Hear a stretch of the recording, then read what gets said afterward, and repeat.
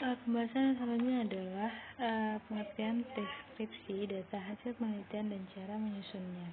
Ini merupakan pembahasan dari bab 4 pada penelitian deskripsi. Jadi sebelumnya pengertian deskripsi data hasil penelitian ini merupakan gambaran data yang digunakan dalam suatu penelitian dengan cara menyusunnya.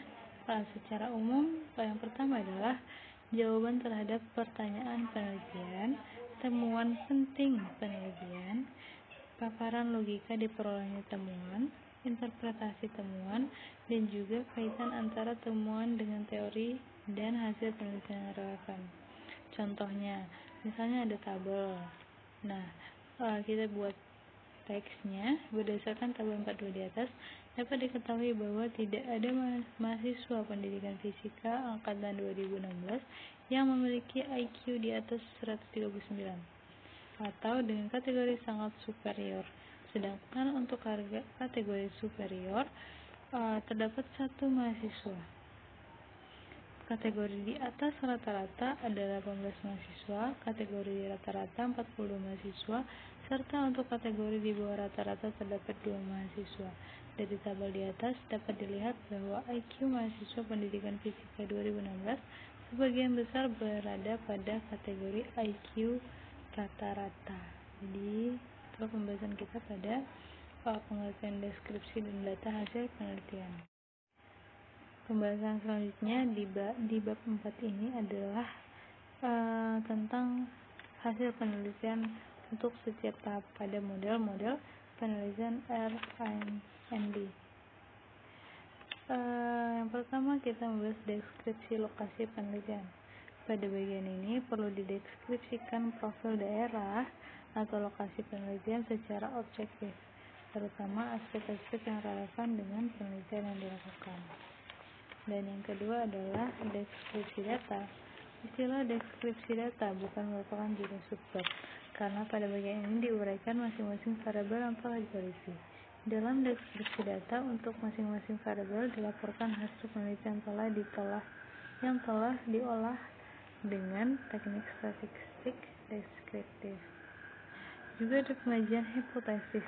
Pengujian hipotesis ini memaparkan tentang pengujian hipotesis. Pada dasarnya tidak berbeda dengan pemaparan hasil temuan penelitian untuk masing-masing variabel. Hipotesis penelitian dapat dikemukakan kembali, termasuk hipotesis nolnya, dan masing-masing diikuti dengan hasil pengujiannya. Dan selanjutnya adalah memperjelas analisis data hasil penelitian. Analisis data hasil penelitian pada penelitian eksperimen. Jadi ini dibahas ada beberapa penelitian. Yang pertama adalah penelitian eksperimen. Pada bab 4, hasil dan pembahasan berisi penyajian penelitian, dimulai dari reorientasi kancah, uji coba alat ukur, prosedur pengumpulan data, laporan hasil analisis data penelitian, dan diakhiri dengan pembahasan.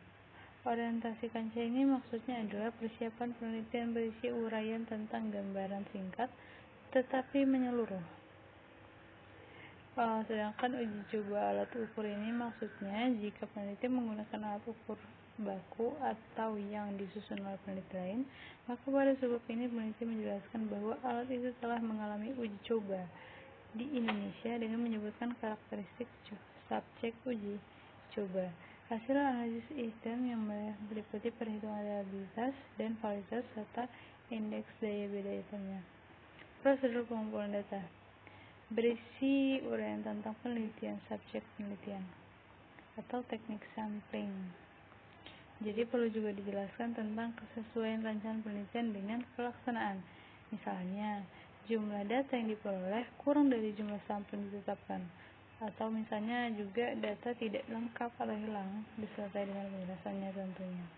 Alasannya adalah hasil analisis data.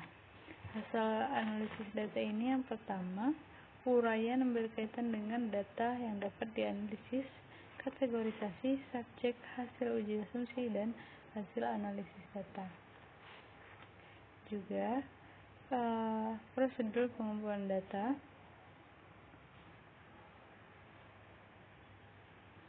berisi uraian tentang penentuan subjek penelitian, teknik sampling. Itu yang tadi. Selanjutnya adalah apabila perhitungan hasil analisis data ini tadi ada beberapa hal yang dianalisis. Yang pertama adalah uraian berkaitan dengan data. Yang kedua, penjelasan tentang apakah data yang dikumpulkan memenuhi asumsi analisis. Yang ketiga, apabila perhitungan dilakukan dengan komputer, perlu dilaporkan seri program dan paket statistik yang digunakan. Dan yang terakhir juga, hasil analisis dapat disajikan dalam bentuk tabel yang diikuti dengan penjelasan yang dikaitkan dengan masing-masing hipotesis. Nah, pembahasannya di sini pertama adalah penjelasan secara teoritis mengenai hasil analisis data. Yang kedua merupakan interpretasi peneliti atas hasil penelitian tersebut. Yang ketiga adalah memaparkan kekuatan dan keterbatasan penelitian yang telah dilakukan. Itu tadi penelitian eksperimen. Kita lanjut dengan penelitian mix. Deskripsi data pada penelitian mix ini terdiri dari dua macam. Ada profil responden dan profil data. Hasilnya menyajikan beberapa hal penting termasuk deskripsi mengenai informan, hasil observasi, wawancara, maupun data lain diperoleh melalui teknik pengumpulan data lainnya. Pembahasannya, mahasiswa menjawab pertanyaan penelitian yang diajukan pada bab pendahuluan. Sistematika penulisan pembahasan disesuaikan dengan urutan pertanyaan penelitian yang diajukan. Jadi bukan acak pertanyaan, sesuai dengan urutan penelitian. Pembahasan diprioritaskan pada tema-tema sentral yang muncul dari data yang diperoleh dan bagaimana masing-masing tema tersebut berhubungan.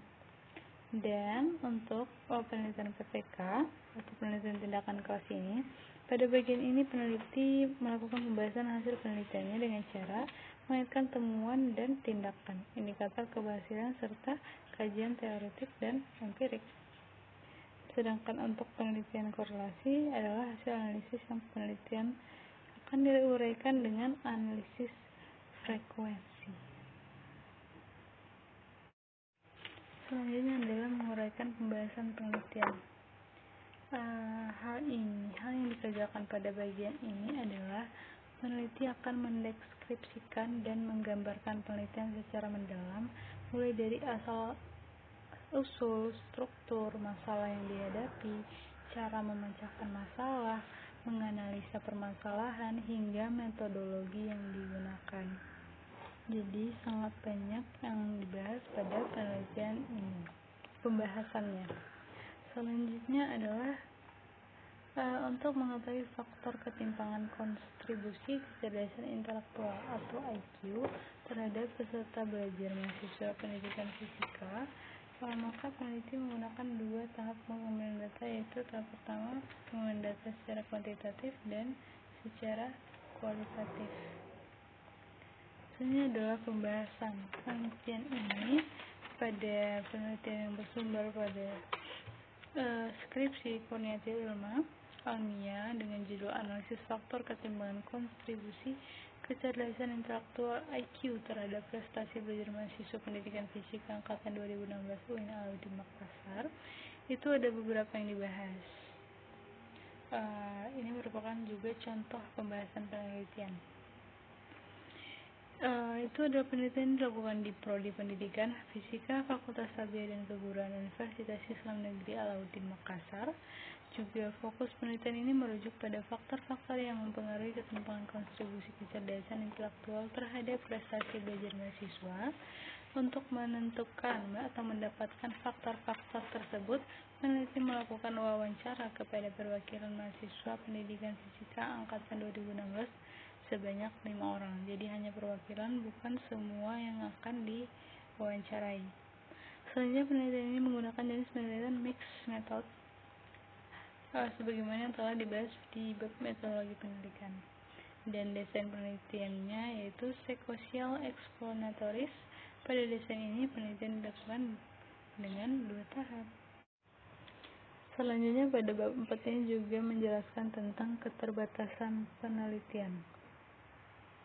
Jadi keterbatasan penelitian ini tidak memaparkan keterbatasan waktu dan logistik yang dihadapi peneliti saat melakukan penelitian. Ada juga kesulitan-kesulitan yang mungkin dihadapi peneliti saat melakukan penelitian. Sudah harus diperhatikan selama merencanakan penelitian. Jadi semua juga harus dipikirkan dan harus dipersiapkan sebelum kita melakukan penelitian ini. Jadi keterbatasan penelitian memaparkan hal-hal atau variabel yang sebenarnya tercakup dalam kekuasaan lingkup penelitian, tapi karena kesulitan-kesulitan metodologis atau prosedur tertentu sehingga tidak dapat dicakup dalam penelitian dan di luar kendali peneliti. Misalnya kita buat contoh keterbatasan dalam konteks PTK nih.